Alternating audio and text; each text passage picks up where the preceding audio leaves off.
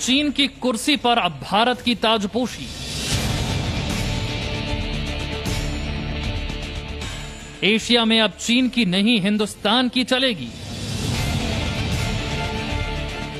World leader Modi का कमाल, Asia का किंग हिंदुस्तान। आत्मनिर्भर भारत, दुनिया की जरूरत।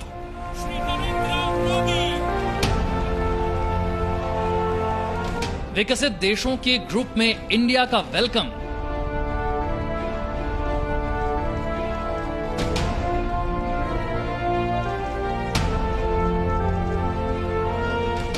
अब हिंदुस्तान को देखने का नजरिया दुनिया ने बदल लिया है। अब हिंदुस्तान की बात पूरी दुनिया सुनती है। अब बड़े और ताकतवर मुल्क हिंदुस्तान को सुपर पावर की कतार में खड़ा मानते हैं। ये सब संभव हुआ है वर्ल्ड लीडर प्रधानमंत्री मोदी की वजह से। बीते 6 साल में हिंदुस्तान दुनिया के सुपर पावर देशों की कतार में खड़ा हो गया है।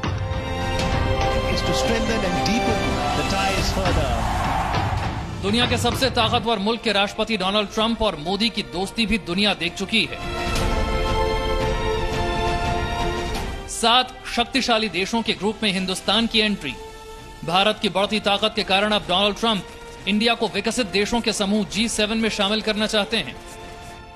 G7 दुनिया की सबसे बड़ी और संपन्न अर्थव्यवस्थाओं वाले 7 देशों का मंच है।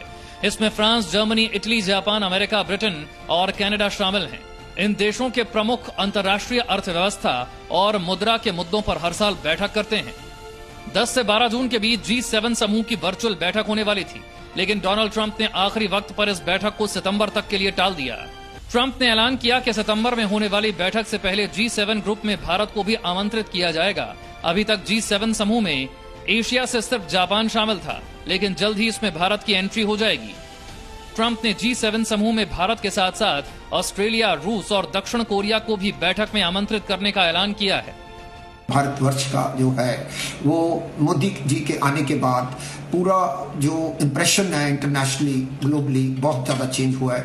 और इसके लिए इंडिया एक जो यूनाइटेड नेशंस के लिए बहुत देर का परमानेंट मेंबरशिप के लिए ट्राई कर रहा है, तो उसी के माफक ये G7 के अंदर भी एंट्री इसको मिल सकती है। ट्रंप ने भारत समेत कुछ देशों को G7 में आमंत्रित करने पर कहा कि मुझे नहीं लगता कि G7 ठीक से दर्शाता है कि दुनिया में क्या चल रहा है। ये देशों का एक बहुत पुराना समूह है।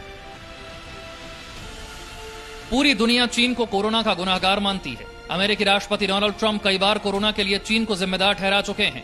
यहां तक कि वो चीन के खिलाफ जांच भी करवा रहे हैं।